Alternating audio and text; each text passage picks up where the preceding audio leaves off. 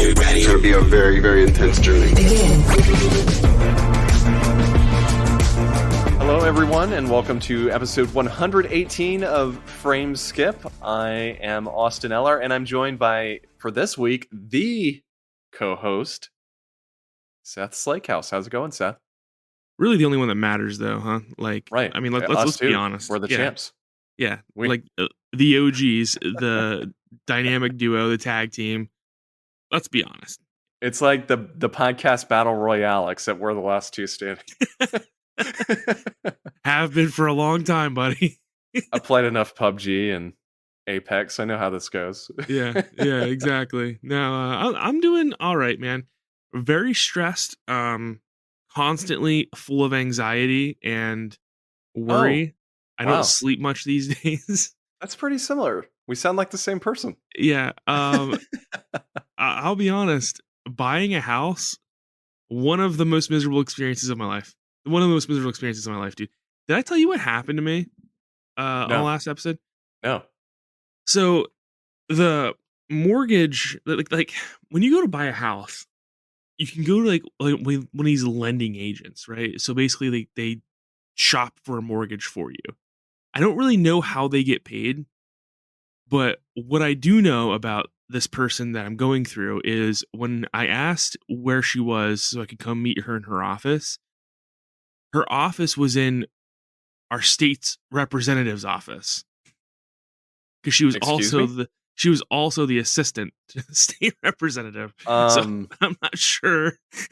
That seems like a conflict of interest, to be honest. I don't know. I was like, do you do this on your, like, what do you do as an assistant to the state representative? I don't know. So this lady pre-approved me for a loan, right? And we put in an offer and it got accepted on this house, and it was a conventional loan. So everything was good.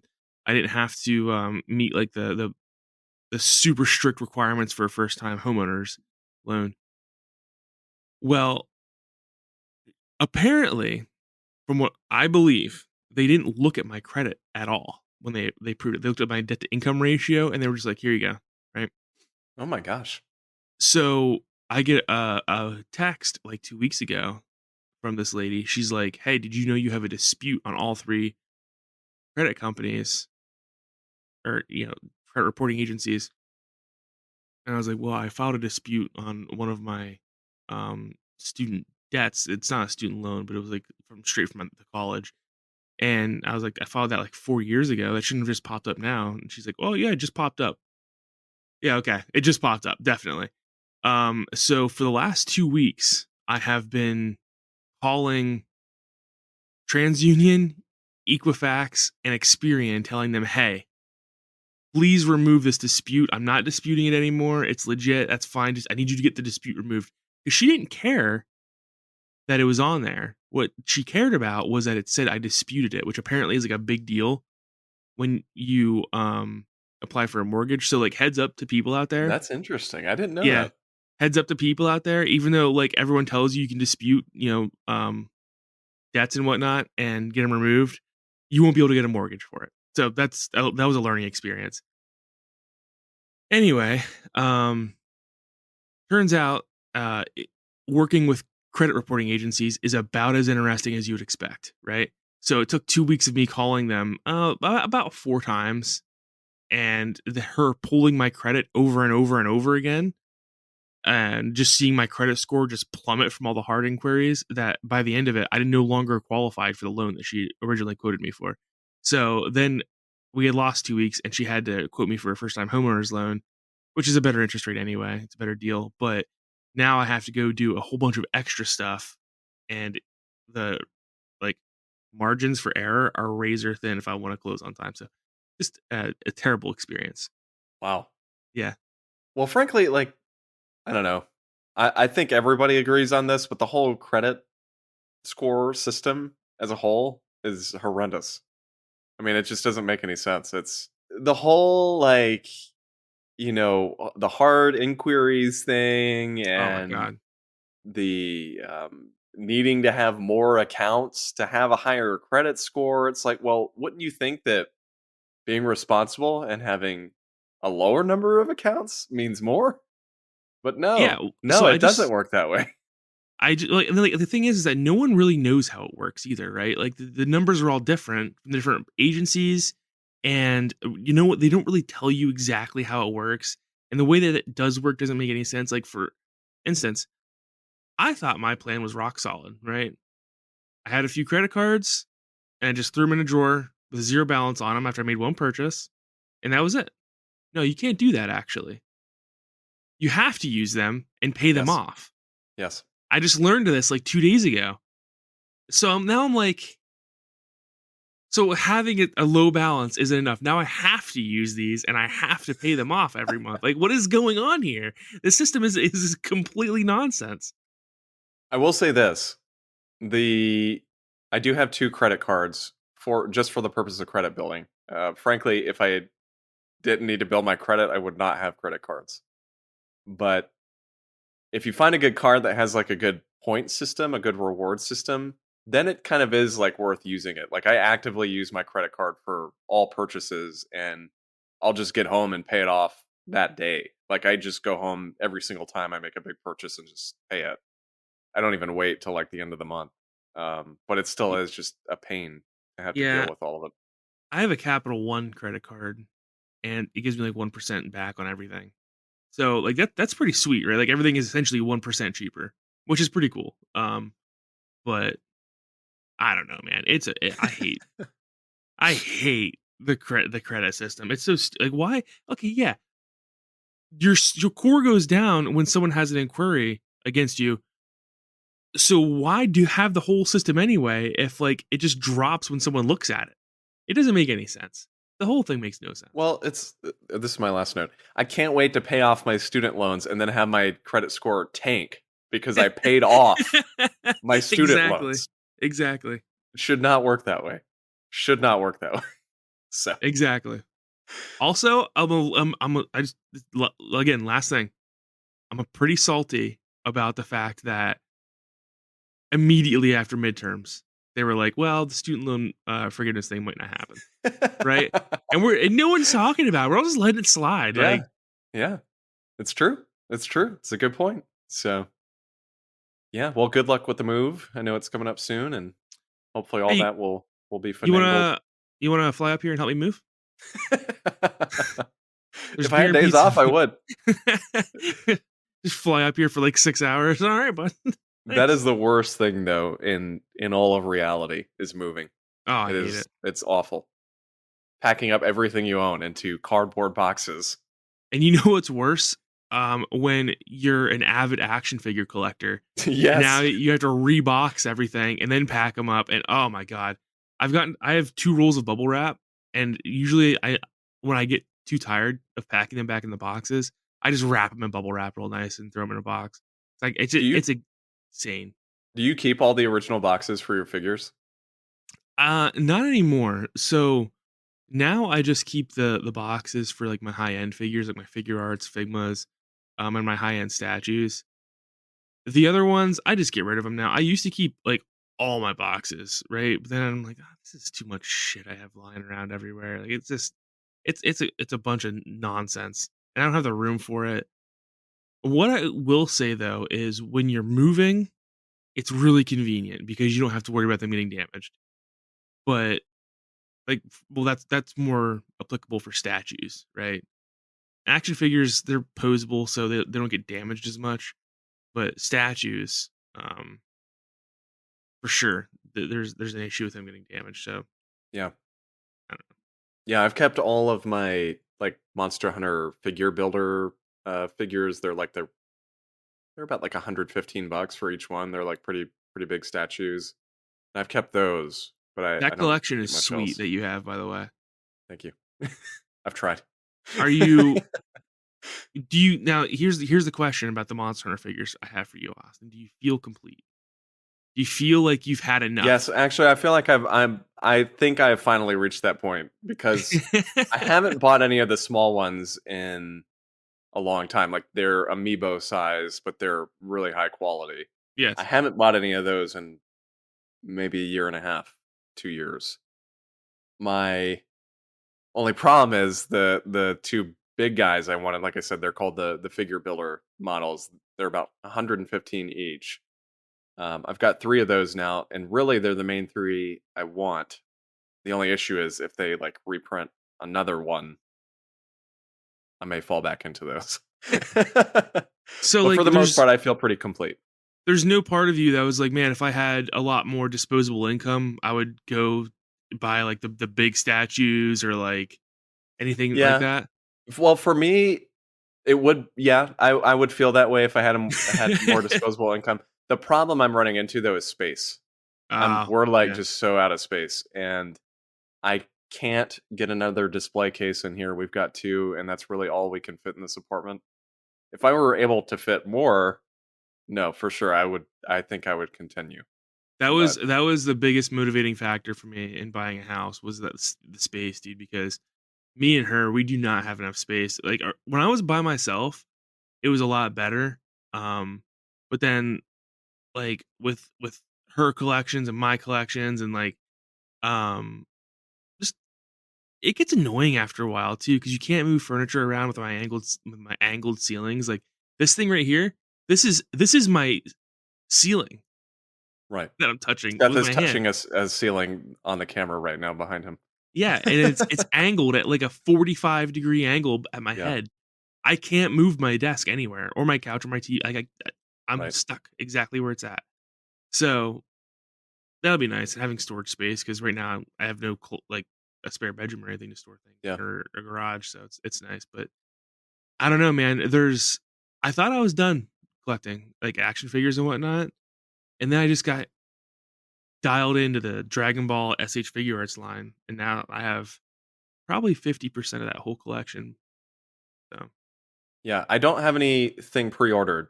Or no, I take that back. I still have an Evangelion figure pre-ordered from Big Bad Toy Store that I pre-ordered like no joke 2 years ago that still has not arrived. And it just keeps getting delayed. But I know I'm out of space because like I'm thinking I still haven't built my Metal Gear Rex mhm. Kotobukiya kit, and I've got another Gundam I still need to build. But when I think about them, I get anxious because I'm like, okay, when I build these things, where are they gonna go? Yeah, Because dude, I it's just super have sad. nowhere.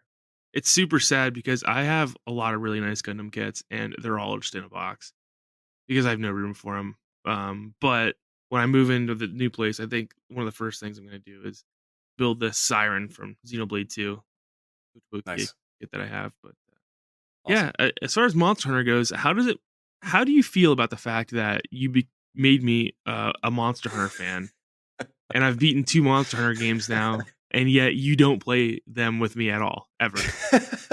Well, you've got to switch again. I do have a So Switch come again. back to Monster Hunter Rise. I You can do it.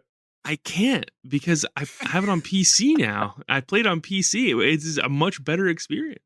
Okay, so here's the thing. Like moving forward, this is my we're going like way off topic, but this is a good conversation. So between the last episode and this episode, they announced that Monster Hunter Rise is coming to PS5 and Series X. They're Yes. finally porting it over. And it's digital only, which is a little odd considering the number of world sold. I figured they would have pumped that thing out physical. But they have got to fix with Monster Hunter 6, is what it would be, the next mainline Monster Hunter game. If it's going to be on multiple systems, if it's going to be on Series X, PS5, and PC, that thing has got to be crossplay or cross save in some capacity. Yeah. They can't keep releasing it on 3 plus systems with no way to play with people on other systems and no cross save, because that's my big issue. Like I would buy the PC version in a heartbeat of Rise if my 150 hours would transfer over, Yeah. but they don't. I mean, like the blueprints there. I mean, Blizzard did it flawlessly with Diablo 4, and Activision does it with Destiny, I believe. Yes, they do. They keep the saves on their end, right? You log into the system, and they keep the saves on their end. Now, I'm not necessarily convinced Capcom could pull it off, but that's how you do it. I mean, then you don't have to worry about it at all because essentially just the launcher is on um the console. And that's it. Right, right. I don't So either way, looking forward to seeing what they do with 6. I'm assuming that'll be more of a World 2 style, fully fledged like PS5 game. You So I'm think we're looking ever gonna forward to get seeing that. the last mainline was a Monster Hunter 4, right? World was technically Monster Hunter 5, was Okay, what it so was. that's Yeah. what I was gonna ask. You don't think we're ever gonna see a Monster Hunter 5 then? No, no.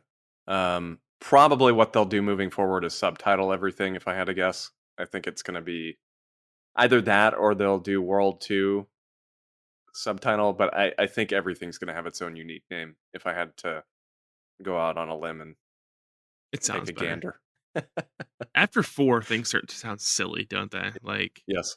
Fast 5, Yeah. like Star Wars Episode 9. Final You're kind Fantasy 16. yeah, you're kinda like, this is kinda lame." Yeah. So, well, good times. I wanted to say right quick while we're not talking about gaming things, we've talked about all sorts of stuff. How much we hate the credit system, Yep. figures, moving.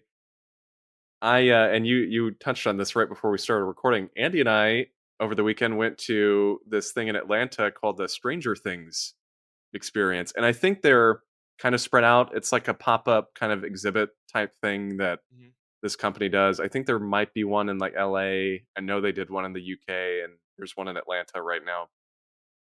But it was fascinating. My parents bought us tickets kind of as a Christmas gift, and it was awesome, Seth. It was the closest thing I can imagine to like being at Disney without being at Disney Oh, because that's pretty you sweet. you were taken through this like hour long experience, all these different sets and rooms, and they all had actors that were built into the experience that made you feel like you were actually there, and so it was very very impressive. Like I don't know, the coolest part for me, there was a segment. And if you, for some reason, live near Atlanta or care about getting spoiled about the experience, if you plan on going, maybe don't listen to this part of the podcast. But there is a segment where you're taken into this like control room, and there's like a computer in front of you, and like all these screens, and all the cast members from the show like recorded original scenes for the experience. And so, Oh, yeah, I'm looking at it now. It looks really cool. yeah, there are like video walls all over this control room. It looks like you're in like this old like 80s, you know, security room where you've got the computers and like multiple like CRT screens all along this wall. And then you've got around you what appear to be windows, or I guess they're actually supposed to be doors, but they're kind of like opaque. They've got like a crystal kind of like white shade over them. And something happens at one point, and like the Demogorgons get out, and in the cameras in front of you on these CRT screens, you can see like scientists. You're like supposed to be in the lab. You can see the scientists like running down the hallways. And in the windows that are, they really do look like windows, but they're actual video screens.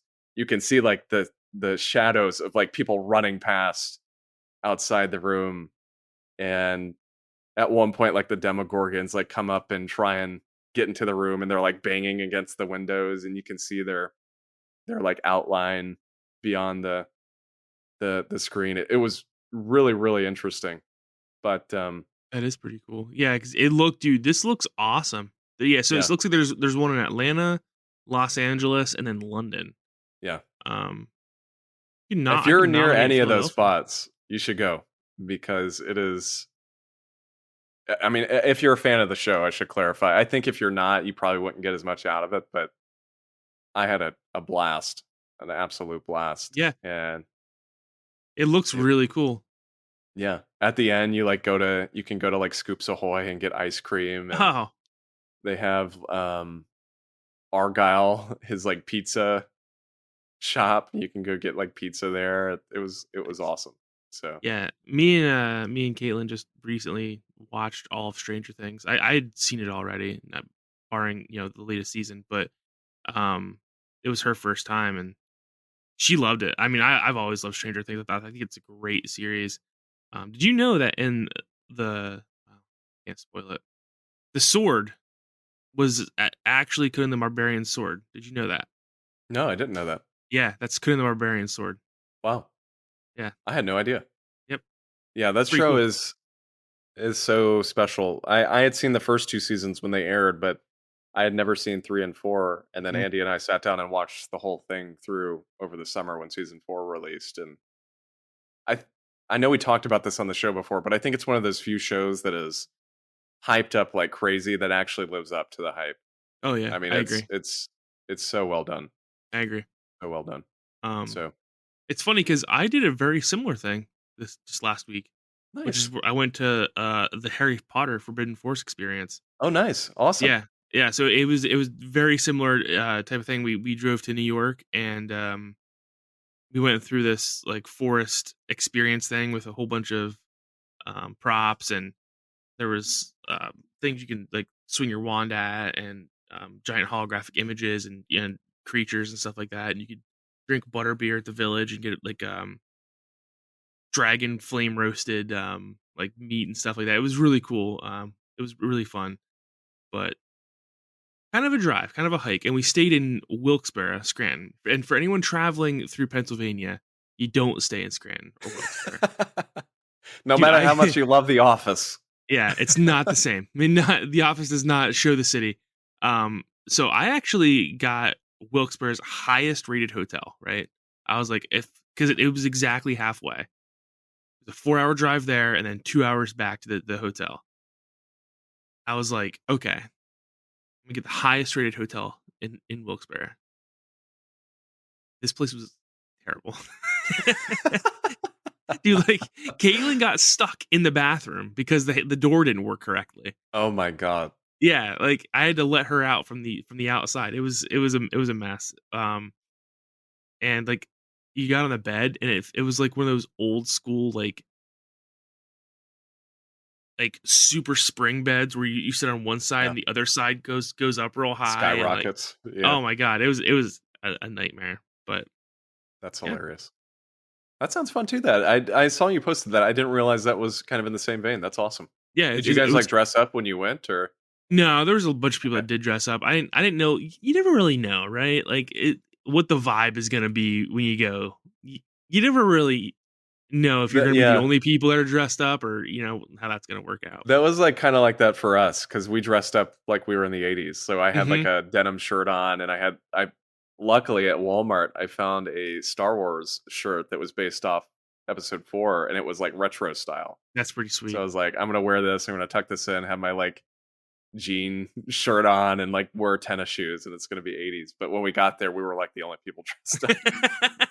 So, but it was a good time because when we walked out, when you got to like the ending area, there was this little like reporter actor, and he was like, "Yeah, I'm whatever with the Hawkins Post, and we chose you guys for best dressed." And he like snapped our photo. I was like, "Oh, okay, that's interesting."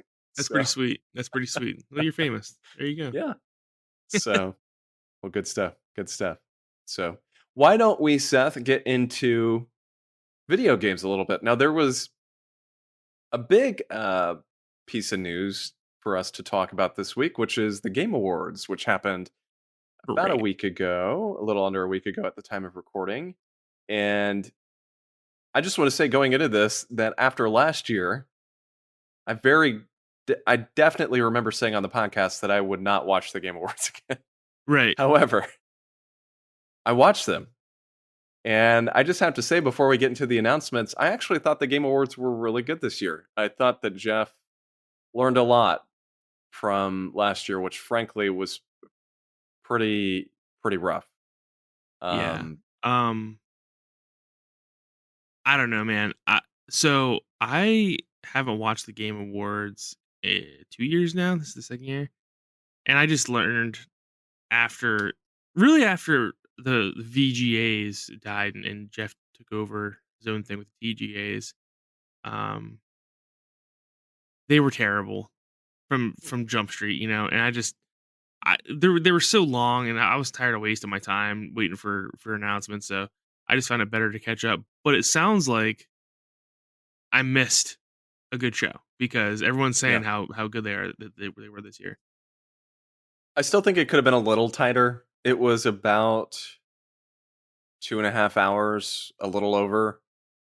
I still think like 2 hours would have been excellent. But I know that's like a hard sell when you've got tons of ads and games and all these awards to give Right. out. But I know last year I want to say it was closer to like 315 if I'm recalling, which was just too much. Way too much. Yeah. And then I feel like at the longest their show was like 4 hours long.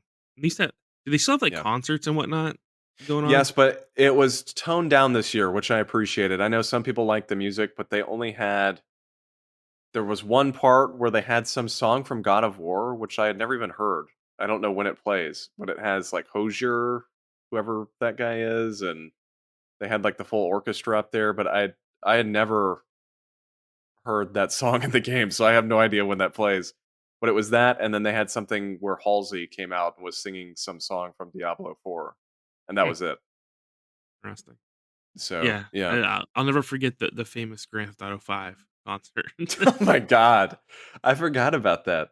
Awful, awful. I forgot about that. What do you think about Elden Ring winning Game of the Year?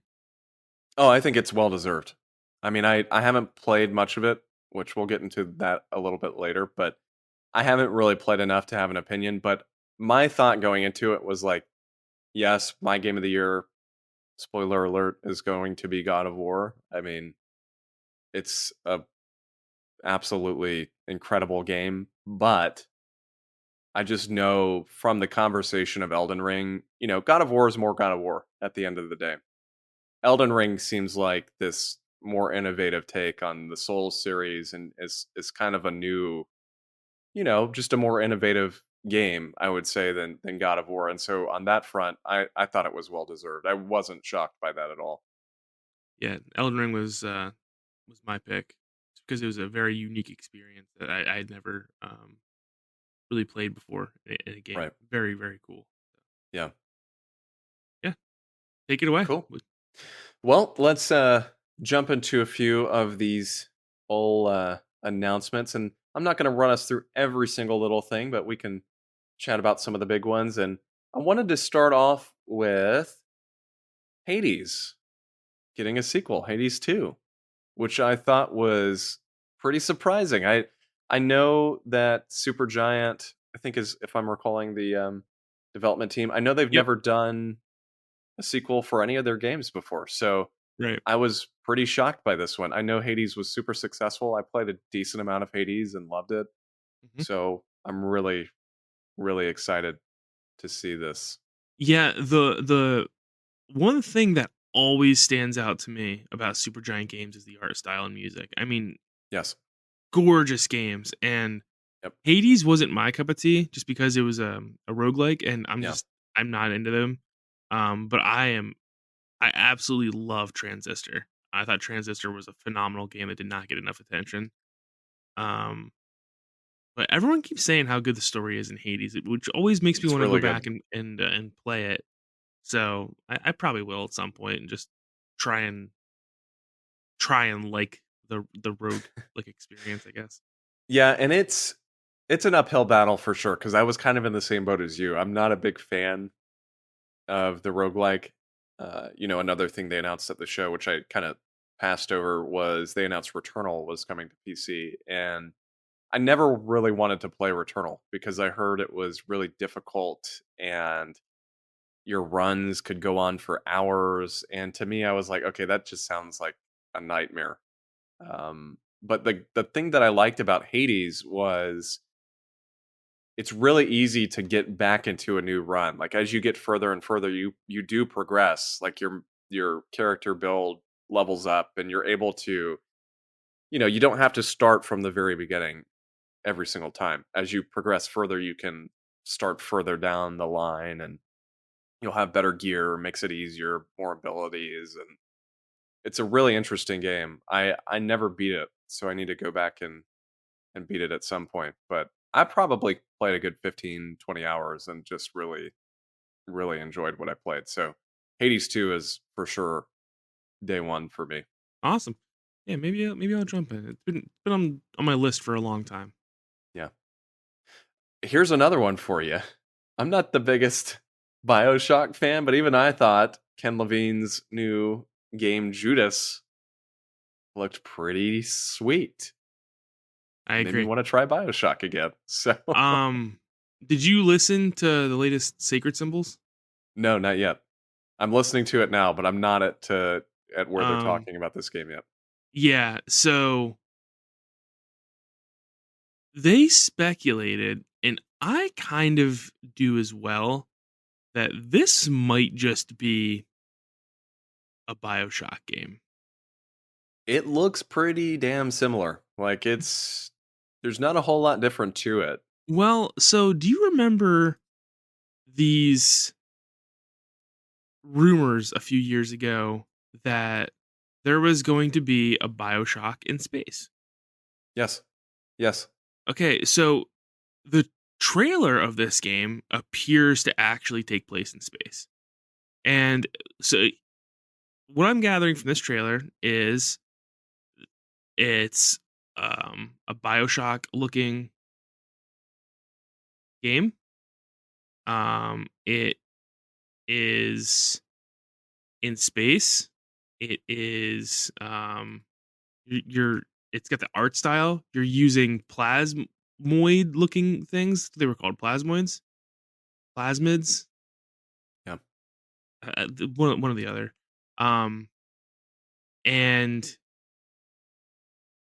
I don't know, man. It everything kind of lines up. There was that rumor about BioShock being in space, and it would be a huge surprise, right? I mean, the new BioShock game is coming out, and as Colin Moriarty leaked, it's taking place in like an Arctic setting. But let's be honest, this really would be the next BioShock game. I mean, Yeah. this looks just like a BioShock game. It's from the creator of BioShock. This would be like George Lucas making a new sci-fi movie series with lightsabers, you know. Um Yeah, I it mean, just you've got the powers, you've got the mechanical kind yeah. of not quite steampunk, but that whole like mechanical feel, and it's extraordinarily similar looking. Yeah. So, how many did you play all 3 BioShock games? I played a bit of one, I never played two, and I loved Infinite. Yeah. I So, played through Infinite. I BioShock Infinite is one of my favorite games of all time. I Yeah, I agree. that is a fantastic experience. Um Man, this just there's no distinction at all from this trailer. Everything is BioShock in this. The art style, the animations, everything. So,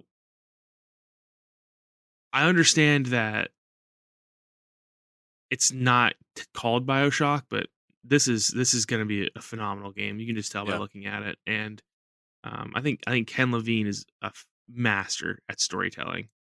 Um, so I'm Yeah, really and excited. I will say this, watching like I said at the top of this conversation, watching that trailer did make me want to go back and play BioShock 1 and 2 because I loved Infinite, but at the time 1 just really didn't click with me, and I've Yeah, kind of held with that mindset throughout the years, but with them having released like the remasters for next gen and or I guess for PS4, um I should go back at some point and play at least play 1. I know yeah. 2 people don't speak quite as highly of, but Did I you need to have give it the another shot. twist spoiled for you in BioShock One? No. Oh, dude, No. I know there's a big twist, but I don't know. I don't know what it is. one of the great. All BioShock games have a twist, right? And Infinite, Right. it was well, Yeah, the one in yeah. Infinite was I so I good. I I don't even want to say it because I know it's been Yeah. out for a decade now, but it was It's so so good. good, Yeah. and I can't believe you haven't been spoiled on the twist in BioShock One because people talk about it all the time. I know. But um, you should because it's a phenomenal game, and even if you just play it on easy and go through and get the story, I think that's fine. And it's something that I'm coming around to more and more recently. Just playing games on easy, just because you don't want to Yeah. deal with it. That I have gotten to the point where unless there's like a trophy specifically associated with difficulty, I will play the game on easy Yeah, because I just one, it cuts down on the time to beat the game, which lets me play more games at the end of the day. But two, I'm at a point now with the time that I have to play, I don't want to sit there and be frustrated with the game. I'd rather right. just enjoy it. Even if that means it being easy, I enjoy that more than being challenged at this point in my life, Yeah, which is interesting. yeah.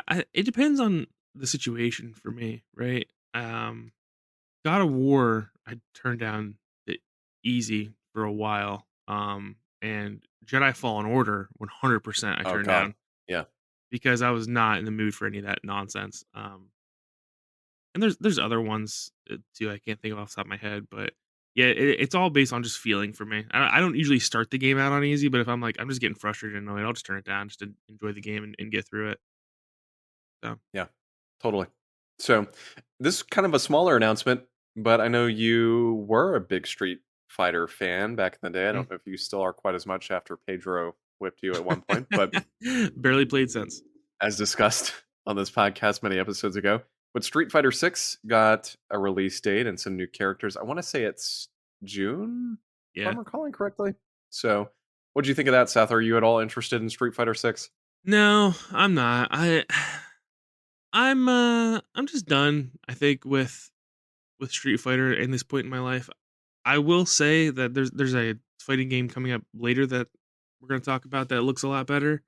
But with Street Fighter, they changed the whole vibe, and now they want to move on to this next generation and like retire the old characters. I'm like, that's like the whole reason we play the game, though, right? Like we want to play as like these characters that feel familiar. That's why you have a Street Fighter lineage. If you want to move on, create a new series. You already have like 6 fighting game series at Capcom. Like make a new one. I don't know, or make a new cross series with it. It's just I don't like the new characters. I definitely don't like the new protagonist of Street Fighter. I think he looks like a goofball. And I'm not really into like a create a character thing. So Street Fighter 6 is off my radar, especially because of how bad apparently Street Fighter 5 was. Yeah, I'm not a big fan of create a character in a fighting game. I feel like the whole point of Street Fighter was the characters themselves, and creating a character doesn't really lend itself to that. No. This is a pretty big one for sure. The Star Wars Jedi Survivor gameplay trailer and a March release date. Of course, the sequel to Jedi Fallen Order. And I have to say, I don't know that I'm going to get this right away because I haven't Really? beat Fallen Order still. Oh, I've tried to get through it a few times and I just keep getting sidetracked. But it looks awesome. I I would do love to play it know. at some point. I do know. Me and you feel the same way about it, though, which is that it should not have been a Metroidvania. Um, and I die on that hill. Like it should have been a more linear, um, plot based experience. I think. Yeah. Which I No, I thought. totally agree. Yeah, I was gonna say I thought you agreed with me on that. Um, but Yeah. the first one had a really good story to it, and you know the way I view it is we've been for some reason done so dirty with Star Wars video games, and I don't understand why. That I don't think if Fallen Order was any other property that it would have been so highly praised, but just because it was Star Wars and it was a competent video game, we were all just overjoyed, right? When you go back and play it, there's a lot of jank to it. It's not very polished. And it's I do think the Metroidvania aspect was to get a little bit more use out of like the environments and stuff because it doesn't really make sense. But um yeah, I'm super psyched for this because it looks a lot better. It looks a lot polished. It looks like it's gonna be a lot more dark and adult themed, especially because it takes place 5 years after the Yeah. first one. And it looks like they're tying into some of the lore there with the guy who is in the trailer. Looks like he's probably from the High Republic. I don't know, but I'm really excited for this. March 17th, and I'll be getting that day one. Yeah. I might try and maybe work my way through the first one before then. I mean that gives me a few months, so maybe I can do it. But I just hope that the feeling I got from Fallen Order. I didn't think it was a bad game. I didn't think it was particularly amazing though, Right? and I probably played about 10 hours, so it's not like I beat it. But the real vibe I got from that game is it felt rushed, just Yeah. with some of the mechanics and the combat just didn't always feel right. Even on PS5, the game still doesn't run super well. Nope. So I'm It doesn't. hoping that this game is really like fully polished. It doesn't run good on my PC either. So it's something wrong with the game. And the characters, the way they move, Yes. The it's like running animations are bizarre. yeah, it's even like them being standing still in like their idle animations, it looks like they're constantly gonna be like buffeted by wind or something. Um, there was something really janky about the first Fallen Order game, and we loved it. Like I said, because it was a Star Wars game and it was competent. It wasn't 3D like Battlefront 2 or wasn't terrible. But I think this Jedi Survivor game coming out is gonna be good. Feel pretty good.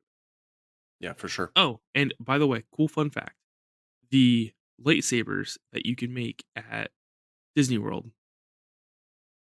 are the same lightsabers that you can make in Fallen Order. Really? All the parts are the same. That's Yes. awesome. And Disney World is coming out with they're retiring the old ones and coming out with 3 new sets of parts that I'm assuming are going to be in Jedi Survivor. I bet you're right. Yeah. That's so cool. It lines up to perfect. So can you get like the really long hilt? Like he has like the cannon hilt in the game? Because it's like that huge, like as long as like your thigh looking hilt. You know what I'm talking about?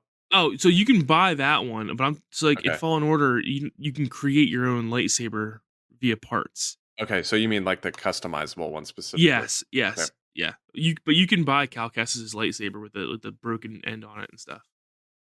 That thing is humongous in the game. I Yeah. don't know what it looks like in real life, but Well, it's cool there's looking. like an actual reason his lightsaber's so big too. Okay, there you Little go. hint. Now I need to play it. Biscuit for you. Speaking of biscuits, people have been dropping biscuits about Death Stranding 2 for about a year. So this was not a super surprising announcement, but I was excited to see it. It'll be interesting to see what the kind of public perception is on this game this time around, because I feel like the thing with Death Stranding, and it's a lot of Kojima's games are like this, but it's more of a cult classic. I feel like when it released, it wasn't super well received. I mean, it got like stellar reviews ranging down to like, okay, this game is awful reviews. But over time, I think more and more people have started to appreciate it. So I'm really curious to see how this game ends up, when it releases, what the public perception is. I need to finish up the first one still. I was playing a ton of it 3 or 4 months ago. I played about 25, 30 hours and was actually really falling in love with it this time around. The first time I played it, got about 5 or 6 hours in when it launched and just really was not enjoying it whatsoever. But going back to it, I was really having a great time. So I'm excited to play Death Stranding 2 when it comes out. I don't really have much to say on it except for the fact that the whole discourse around the game really rubbed me the wrong way. It rubbed me like an artsy film critic rubs me, where like you had these people saying, "Oh, video games don't have to be fun for you to enjoy them," and I'm like, "Yeah, they kind of do, actually." I'm not gonna sit down and play a video game that I know isn't gonna be fun. Um, Now, whether like I- what they meant by that, I'm not really sure. But I never even played Death Stranding because it didn't seem like my cup of tea, and I just didn't feel like that Yeah. I was ever going to give it a fair shot because I didn't want to play it. Um, but the story has always seemed interesting. From Yeah. what because I looked up an explanation of the story because I just knew I was never going to play it, and I'm not really sure how the sequel's going to play out. But Yeah, hopefully I people have like no it. idea. I have no idea what happens at the end of Death Stranding 1. I think I was maybe on chapter 6 or chapter 7, and I want to say there might be 14 or 15 chapters. I'm not sure. So I think I was almost halfway through, but yeah, Well, it looks good, and I can't wait to see we can what officially happens. say that it's not the blue box game, right? That's true. That's true. This was an interesting one. I feel like I have to throw this one on here just briefly. Kevin Conroy, of course, we lost pretty recently, and they announced that he would be voicing Batman one final time in the upcoming Suicide Squad game. Got to be honest, I'm not really looking forward to that game that much, but I thought that was a pretty neat announcement to see that he'll have one final time as Batman. Yeah. Um. So the Suicide Squad push that DC's doing confuses me, right? Because none of the Suicide Squad movies have been like very well received. The last Um. one was pretty well received. The Was James it? Gunn was. Yeah, Uh, I didn't even watch it. I thought it. I I thought enjoyed it. thought it wasn't quickly received, but I I could might be be wrong. wrong. No, you're probably right because I generally don't pay attention to superhero movies anymore. But like the Suicide Squad's never been a popular group except for Harley Quinn. Harley Quinn's been the only popular character, and Harley Quinn wasn't even popular until Margot Robbie. People forget that. Like Harley Quinn wasn't even really um a standout character at all. She was just another Batman villain. But It's true. um I don't know. I'm not really interested in Kill the Justice League. Yeah. No, I'm not.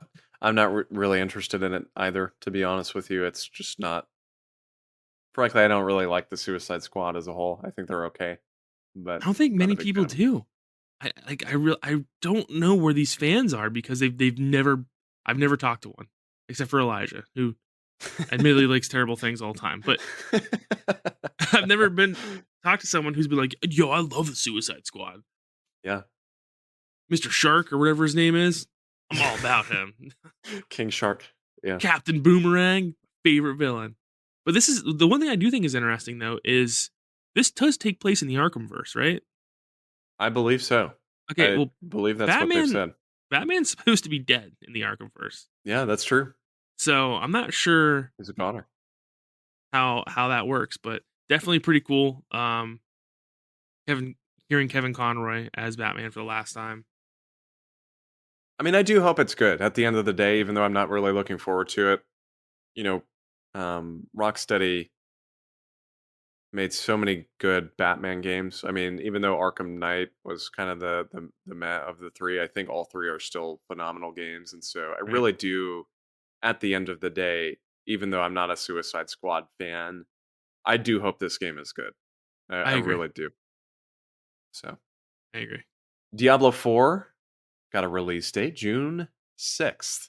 Seth, I'm really looking forward to Diablo 4. I don't know if you are, but I read some of the previews. There were some people that in the media that were able to play about 10 hours, and previews were pretty glowing. So I'm hoping it's good. I loved 3.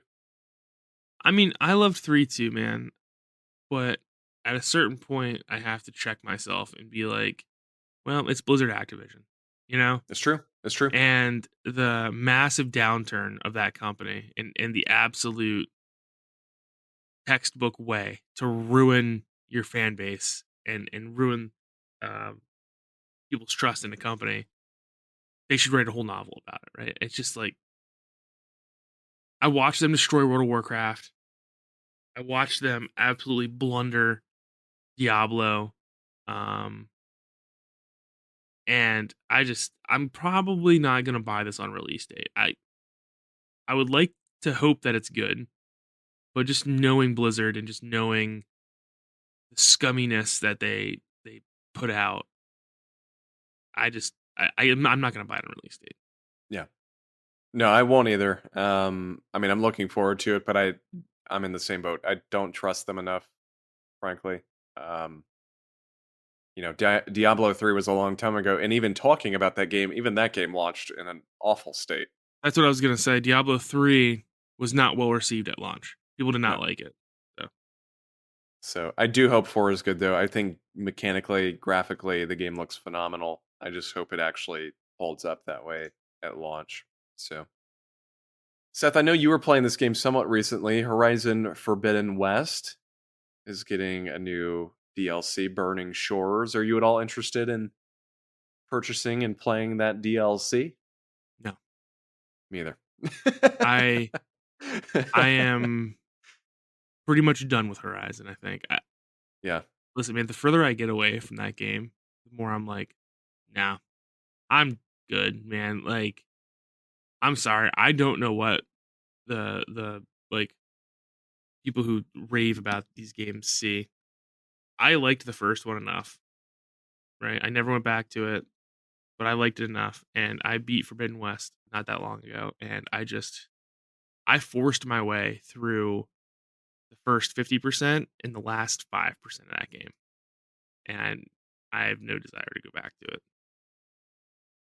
Yeah, Horizon, for a long time I was saying that Horizon and The Last of Us are those two Sony series that I just can't do. I'm on the same boat with you. I think The Last of Us, though, I'll say this. I think The Last of Us may be coming back around on me. I think I'm finding myself more interested after seeing the trailer for the new HBO show. And at some point I think I have convinced myself that I do want to play two. Um that said, Horizon, I just I don't know, man. I can't do it. Horizon, as much as I love Sony, it's just I did It's not enjoy the first one at all. the most uninspired cookie cutter game I've ever played in my whole life. Just Yeah. not a fun game to play whatsoever. Here's another interesting one. I had kind of a mixed reaction to this, so I'm curious what your take is. Amazon is publishing an anime MMO called Blue Protocol in development by Bandai Namco. It'll launch next year. Dude, What did you think when you saw this? I thought this game looked so cool So did I. until I found out it was an MMO. And So it did killed I. all excitement for me. I was like, okay, this game looks awesome. Yeah. It's an MMO. It's published by Amazon. Uh, Yeah. at that point, it just really lost me. I hope it's good, but MMO Amazon published their last published game did not go over well at all. So I don't Yeah, know. I will not be I have no more room for MMOs. That's Yes, I agree. there's nothing I want to play for MMO. Do you have any comments on this Crime Boss Rocket City game starring Chuck Norris I that they do announced? not. I have Okay, no neither do comment. I. Neither do I, because that looked like one of the most Crime Boss Rocket City alone. That name alone tells me, okay, a little too generic for me. What I did find interesting, however, is the Cyberpunk 2077 Phantom Liberty trailer, where they announced that Idris Elba is going to be the next kind of celebrity to be Right. featured in Cyberpunk. Yeah, I'm wondering if this is going to be like a ongoing trend with them in the Cyberpunk series forever. There's just going to be a big name Yeah. that's helping push the series, which I'm cool with. I mean, you got one of those beloved celebrities of all time in the Yep. first one, Keanu Reeves, and then in the expansion, you're gonna get Idris Elba, who's also beloved. I'm fine with it. I I'm just ready for more Cyberpunk, right? Like I left Cyberpunk 2077 on a really high note. I thought that it was really good once I actually beat it, and I'm hoping that this expansion is like the bow on like the redemption story for Cyberpunk, where it's like they come out and this expansion is phenomenal and everybody raves about it and CD Projekt is back. That's what I would like to see. I guess only time will tell, Yeah. No, I totally agree. I think, frankly, this needs to come out and be really good. I think Yeah. if it comes out and has some issues, whether that be mechanically or, just the overall content of the expansion, I think that's going to be a problem for them. I know that Cyberpunk has obviously had this resurgence, but they've really got to prove their weight at this point. They've got to make something really good. And I think they have the chops to do it. Um I'm excited to see what they do. I mean, I think the trailer for it looked awesome. And I'm kind of in the same boat as you. I never beat Cyberpunk because we were both playing it at the same time a couple months back, but I do want to go back to it. I'd probably played a good like 35, 40 hours and loved it. Yeah. I mean, I just had a great experience with it. So as long as I can beat the original before this and this expansion's good, I will for sure play the expansion.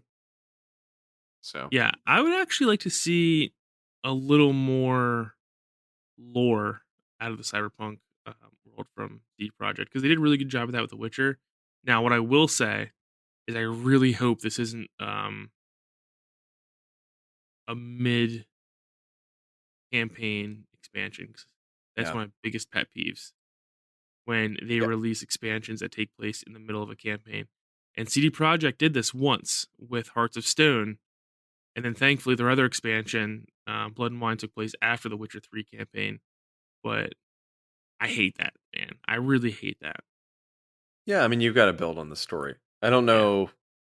I don't know how Cyberpunk ends, so I'm not sure like if there are any hints in these trailers that kind of indicate where it may lie, but I do hope it's like you said, especially when the game's dozens of hours long. I do hope it's something that is post story conclusion. Yeah, I never played the Mass Effect 3 DLC, which was supposed to be fantastic because Yeah, it took place in the middle of the campaign. I'm like, same. well, my campaign's over, Yeah, like that was the my time's ended. Yeah, that was my Mass Effect 3 playthrough. I don't want to. Seth, the next thing I know you said you didn't watch it, but Yoshi P came out, showed off a new trailer for Final Fantasy 16 called the Revenge trailer. Yep. And alongside the announcement that the game's releasing on June 22nd. And I just got to say, from my end, I thought the trailer looked amazing. Frankly, aside from Breath of the Wild 2, or I guess I should say Tears of the Kingdom or whatever it's called, this is probably my most anticipated game right now. It looks so good and is exactly what I want out of Final Fantasy. I enjoyed 15, but I love that they're going back to the more medieval style. Just continues to look great. Yeah, dude. Yoshi P does nothing but stack wins. Nothing but stack wins. And um this game looks phenomenal. Like it's like I told you, but like you mentioned earlier, I'm not watching any more trailers. I knew after the first trailer I was in. I was probably gonna be in either way because it's a new Final Fantasy game, right? But I was really excited for it. And Square Enix historically spoils a ton of their games in their trailers. And I think that's where I'm gonna go from now on with trailers, is that like if I'm interested, I'll watch the first opening trailer, the reveal trailer, and then I'm out, right? Because um we're getting to a point now where like they're spoiling the entire story in trailers. But really excited for this. I'm really excited to be playing a red mage as a main character in Final Fantasy. I Yeah. think that's cool. And yeah, I love Yoshi P. He does nothing but put out excellence, and I think he's gonna craft a really really fantastic story. And I'm not surprised that this game's coming out already on like a decent release schedule because the dude is great at what he does, and I really hope that he moves up at Square and can like kind of fix some of the issues that Square Enix has as far as development and management go, because they Yeah. clearly have a massive amount of issues. No, I mean he knows how to run a development team. I think that's Yeah, pretty clear. Like sure. he is very efficient about what he does. I mean, you can look at all they've done with 14 and little, talking about the rebirth itself, but also just the sheer amount of content Hmm. expansions, all the changes they've made to the game. Frankly, in a pretty short amount of time. I mean, the game has grown drastically in the past what 8 or so years. I forget when it was when A Realm Reborn launched, but it's very impressive. And then to know that on top of A Realm Reborn, for the past couple years, he's been working on this. Hmm. It's astounding. So I can't wait for this game. Frankly, I'm probably going to buy it day one, no Oh matter yeah. what the review scores are. I really don't care. Like I trust him enough to know that this is going to be a really good game.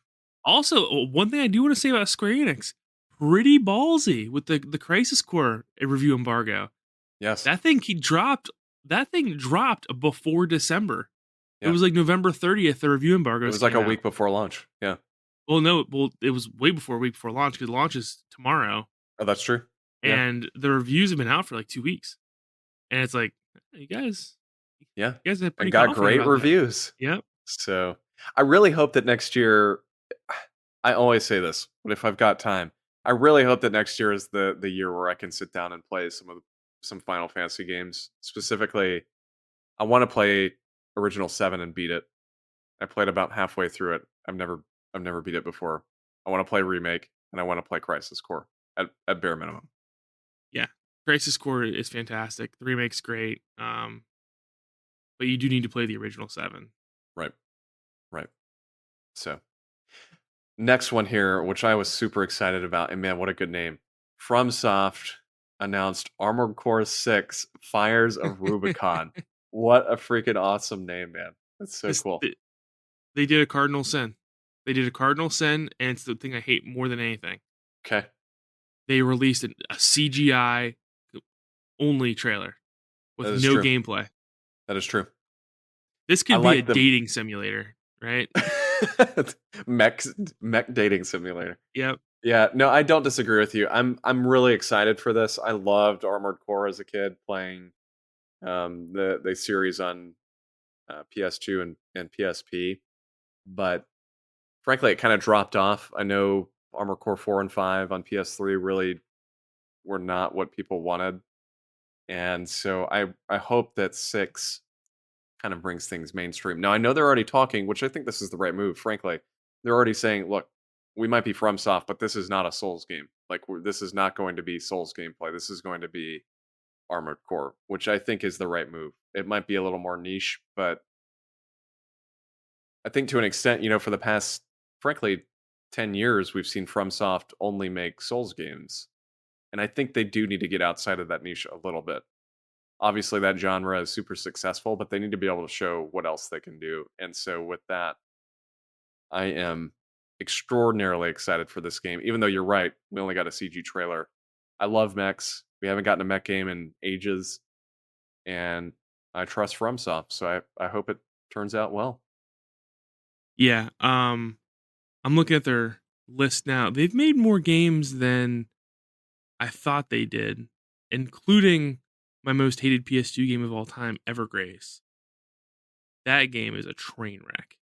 But it looks like they used to be called Age Tech. Interesting. I But didn't know that. um they made all kinds of PS2 games. They were on fire on the PS2. Yeah. They Um wow, I know they made Metal Wolf Chaos. I remember that. they really only slowed down in 2011 with Dark Souls, but Yeah. before that, they were just making all kinds of crap. Yeah, and they even made some Monster Hunter spin-off games for PSP and 3DS, Jeez. I didn't which I realize have. I need they to were in play 'em. charge of all these. Yeah. I mean, they go all the way back to 1994 with the original Kingsfield. Yep. But yeah, dude, it looks like From Software's picked up their stride. I hope Armored Core is good. I loved the ones on PS2, sort of like you. I think I had Armored Core 3, maybe Yeah. 2. I can't remember. I think 3 was the one I played a lot of, if I'm recalling correctly. I remember it being very complicated. Yeah. But we really haven't had a mech game recently. I mean, it's been ages. I can't even think of the last like mainstream mech game Yeah. that we've had. So maybe this is it. I'm looking forward to it though. I know that. So those were really all the big announcements I had on my list, Seth. Were there any that you thought I missed that you wanted to run over or anything of that note? Anything you wanted to mention? I think that's pretty much it. I was a big fan of the Tekken trailer that they showed off. Yes, the Tekken trailer was really good. And I just want to say that the new Warhammer game looks phenomenal. Yes. The Space Marine game, dude, Warhammer Space Marine 2. Holy crap. That looks like that's the first time a game's come out that's on the modern consoles where I'm like, this is what we've been waiting for. That game looks absolutely insane. All the particle effects and the population of the enemies and whatnot looks incredible. I really Yeah. I can't wait for that. That's gonna be super cool. I still haven't played the first one; it's on my list, but seeing that trailer for the sequel makes me want to go back and play the. They just remastered the first one. Apparently, it's not a very good remaster, but I think it I holds remember up. everybody talking about that game when it released. That was like a Yeah, PS3 360 game, yeah. I've always wanted to and play it. everybody was talking about it. That was probably the first time I had ever heard of Warhammer, was when that game released, and just everybody was talking about it. And I agree, that trailer for this new one looked so good. Warhammer's like a series I've always wanted to get into. It's just so like expansive. I Oh, never know where dude, to start. the lore on Yeah. Warhammer is like the craziest stuff I've ever heard in my life. I mean, like there's things that don't even seem like they go together that like sci-fi and goblins and stuff like that and Right. orcs, and it's crazy. Too much for me. But Space Marine looks great. So. Yeah. So those were all the specific announcements. I did want to point out, just because everybody's talking about it, I think it is worth noting this kid that walked up at the end. I'm sure you saw this, Seth. Yeah.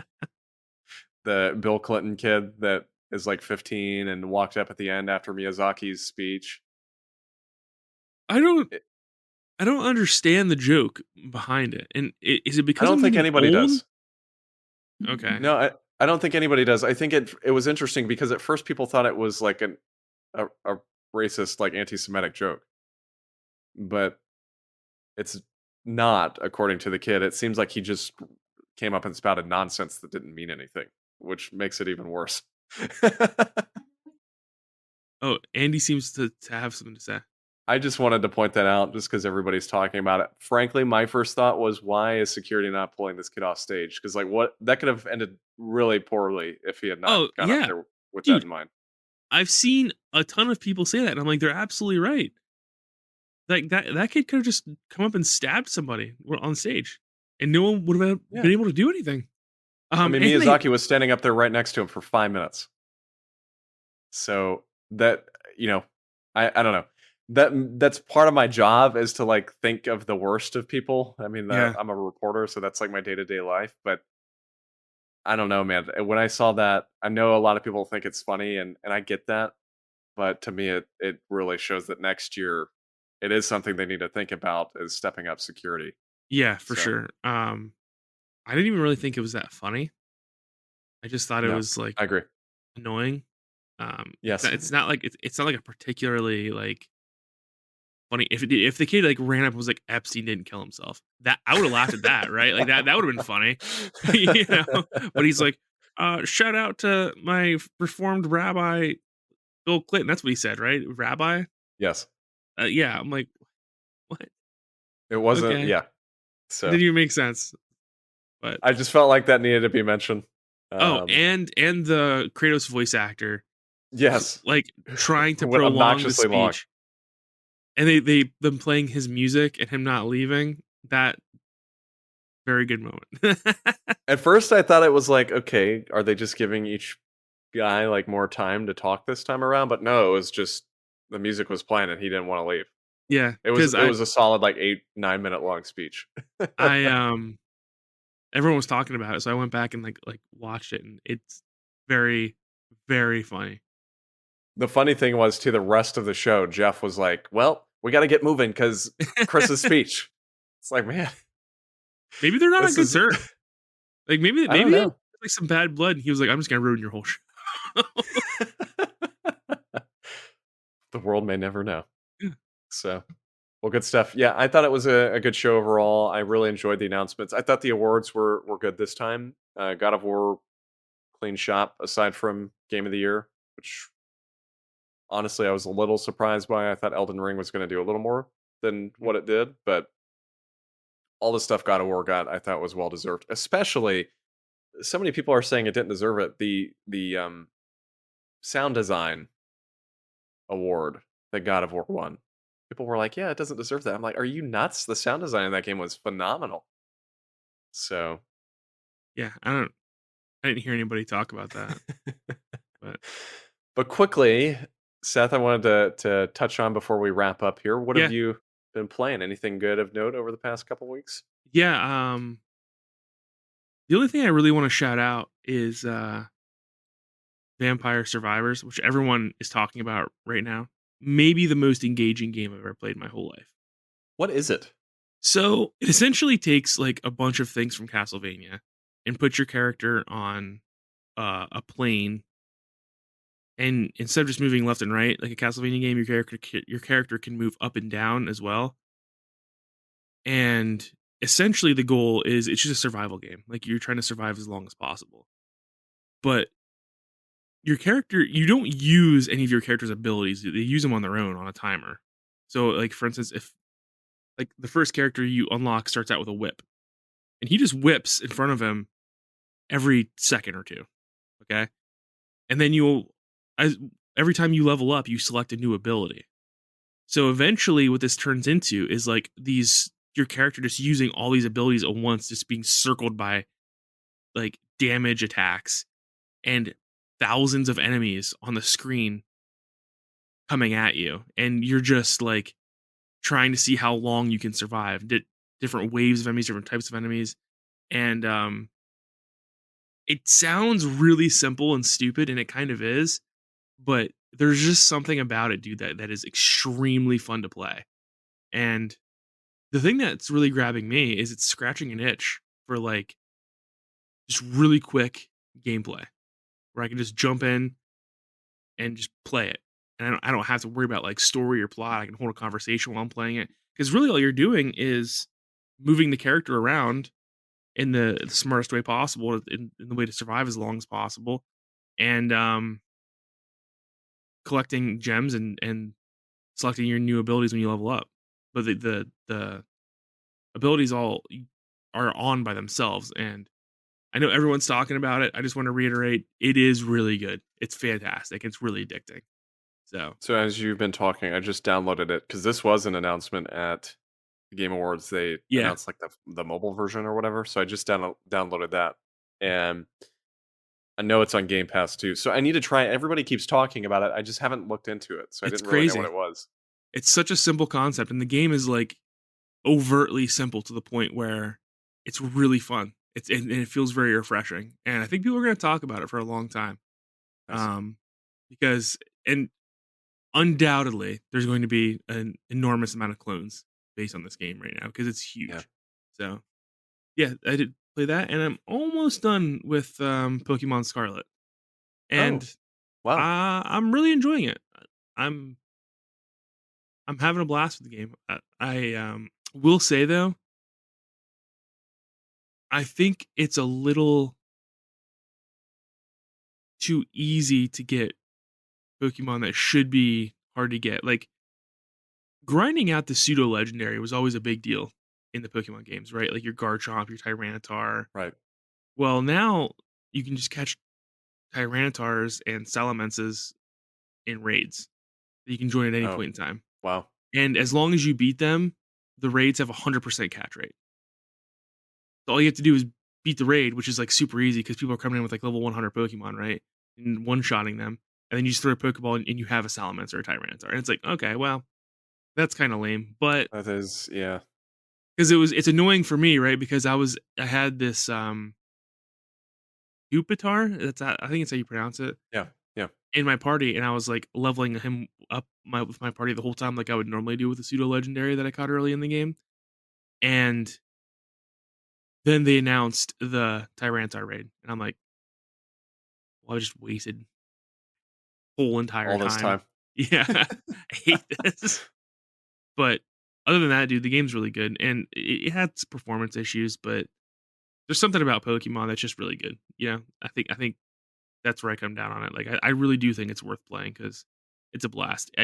I will say my comment from the last podcast stays true though. It starts out extremely slow, and the Yeah.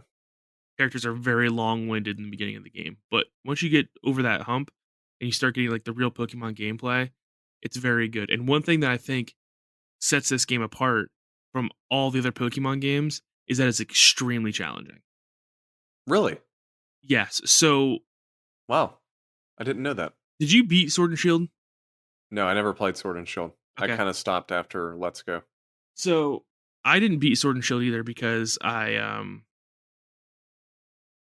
got kind of bored with it. But there's this famous Charizard at the end of the game that it's a grass type move. So you're rolling in here with because it goes throughout this whole game, and the Charizard's like this dude's main Pokemon, right? So you're gonna roll into this fight with like, I don't know, a Blastoise or something. But this Charizard has a grass type move, which is nonsense. That doesn't even make sense. It's nonsense, right? But that is what Scarlet and Violet is all based on, right? Because Right, like the crystal thing. the Pokemon Right? can change types. Yeah. Yeah. with terrestrializing or whatever. Um, so that adds like a huge element of surprise to the game because I have already gone against gym leaders whose none of their Pokemon are the type of gym they are, but they can all testralize into the electric or whatever That's gym leader kind it of is. awesome. I Yeah, like that. it's really fun. It adds like a really challenging element to the game, and at the point where I'm at in the story, like this dude just wiped the floor with me, and I haven't had that in a Pokemon game in a long time. Where I'm like, I have no idea how I'm gonna beat this. Yeah, I mean, because that's the thing for me was with the 3DS games from X and Y onward. X and Y in particular were just so easy, Yeah, like insanely easy. I think anybody could beat those games without even trying. yeah. You didn't even have to And worry about types most of the time. You could just go in with your right. Pokemon and mop the floor with them. And so I enjoyed X and Y. I thought they were good. I liked Omega Ruby and Alpha Sapphire. But by the time we got to Sun and Moon, which I played a decent amount of still, that's when it started the whole like 3D stuff, like the new things they were trying. It started to wear off because of that exact thing of me going through, and I know this is contradictory to what I said at the start of the podcast about not wanting to be challenged. But when you're doing the same thing over and over and over again for 60 hours without Yeah, any challenge whatsoever, that's a little different. yeah, And it started to lose me on that front. And I had that same issue with Let's Go. That's why Let's right. Go Pikachu just I wasn't feeling it. So That game was absurdly easy. Like that yes, those games were like way too easy. But Scarlet and Violet, man, you're gonna get into some sweating when you're fighting the gym leaders and the Team Star um boss battles. Like it's come down to the wire a few times for me, and because you don't really, like I said, you don't know what to expect. So now what I've come in, what I've realized is I have to play like 2 cards in advance, right? So if I'm going into like a gym leader that's a certain type, not only am I bringing Pokemon that are strong against that type, I'm bringing Pokemon that are strong against a type that's strong against that type because I know wow, they always have that card flipped. So that's fascinating. yeah, it's I'm really really looking interesting. forward to playing it at some point. Maybe after Christmas or something. But Definitely get in there. everybody always, I think it's impressive. I'm not saying it's okay that Game Freak released the game in the state it's in, but at the same time, I think it's impressive that people are loving it so much still. I think that Yes, shows that technical issues aside, the game itself is amazing.